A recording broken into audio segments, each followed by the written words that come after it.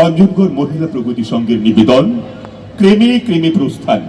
নাটক ক্রেমে ক্রেমে প্রস্থান, রচনা বনানী বন্দ্যোপাধ্যায়, পরিচালনায় রত্না বসু, অভিনয়ে রমা সাহা, দেবী চক্রবর্তী, রত্না বসু, রত্না দাস, লতা সরকার এবং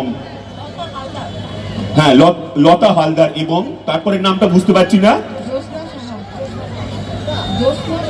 জ্যোৎস্না সাহা।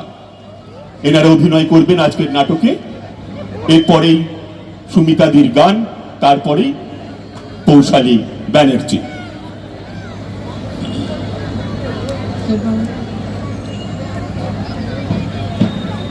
হবে না, হবে না, হবে না, এখানে চুইয়ের বিয়ে হবে না। তুমি কেমন মা? হ্যাঁ, এত করে তোমাকে বারণ করলুম, তাও তুমি মেয়ে দেখাতে রাজি হলে? রাজি না হয়ে কি করব? দাদা ভাই সম্বন্ধ এনেছে না, না বললে মনে দুঃখ পাবে যে। আর ওই বড় মামারও বলিহারি, বলা নেই জিজ্ঞেস করা নেই, একেবারে সম্বন্ধ এনে হাজির। কে বলেছিল? হ্যাঁ, কে বলেছিল সম্বন্ধ দেখতে? তুমি? এই না জেনে শুনে তুই সবসময় খ্যাক খ্যাক করবি না তো। বড় মামা যদি আমায় কিছু বলে আমি না করে দেবো, ও আমার দ্বারা হবে না। তোমার দ্বারা কিছুই হবে না। চুইয়াকে কি জিজ্ঞেস করেছিলে? বলেছিলে যে ওর মেয়ে দেখতে আসার আপত্তি আছে কিনা? আরে বলেছিলাম তো, ও শুনে খালি মুচকি মুচকি হাসতে লাগলো। ওই তোমার এক ন্যাকা মেয়ে হয়েছে, সবই হাসি। হাসবে না তো কি করবে?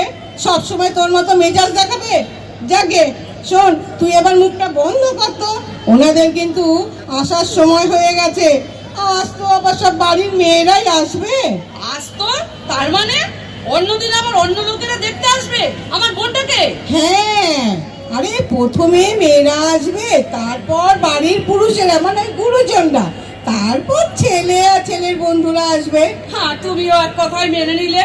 উফ মা, আমার যে কি হচ্ছে তোমায় বলতে পারবো না। এই তোর বাবাও তো এই কথাটা শুনেছেন, তা তিনিও তো আপত্তি করতে পারতেন নাকি?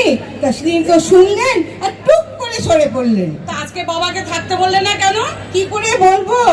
বাবা ছেলের মা যে বলে পাঠিয়েছে বাড়িতে যেন কোনো পুরুষ না থাকে। বাবা, এই শাশুড়িকে তো আমার পেন্ডাম করতে ইচ্ছে করছে।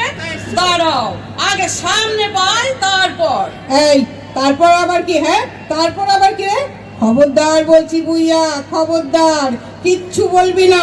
তোর যা মুখ, তোর কথা শুনলেই ওরা চলে যাবে।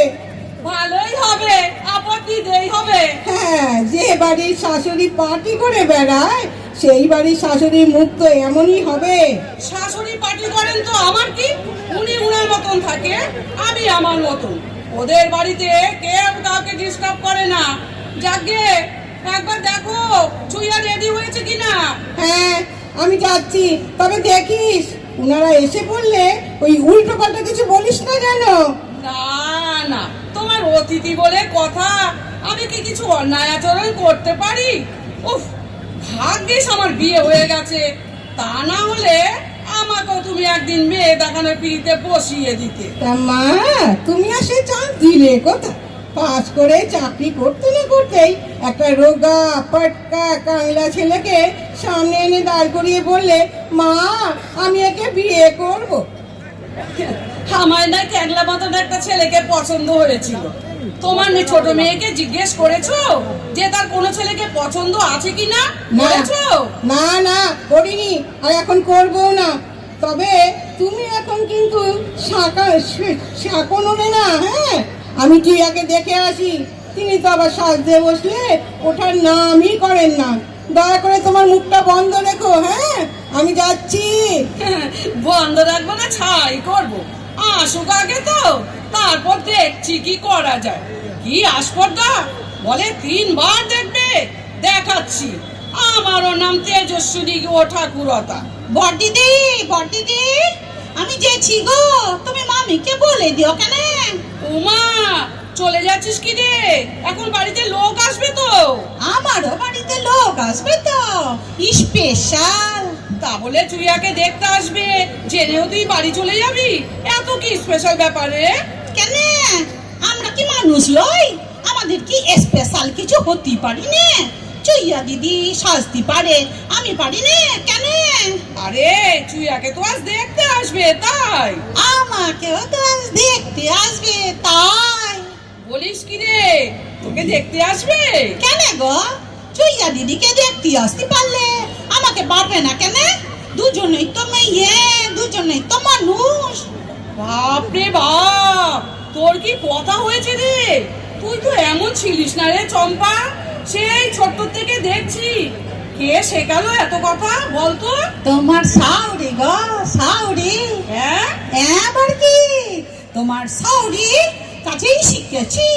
একদিন আমাদের পাড়ায় মিটিং করতে ছিল গো, মাইক হাতে চিল্লায়ে চিল্লায়ে বলছিল আমরা সবাই মানুষ, ওর উপরে মেয়ে ছেলে বলে কিচ্ছু নাই, সবার উপরে মানুষ সত্য, তার উপরে কিচ্ছু নাই। আহ, যা বলেছিল না, তোমায় কি বলবো, আমারও একেবারে চিৎকার করতে ইচ্ছা করছিল। চুপ চুপ, একদম চুপ।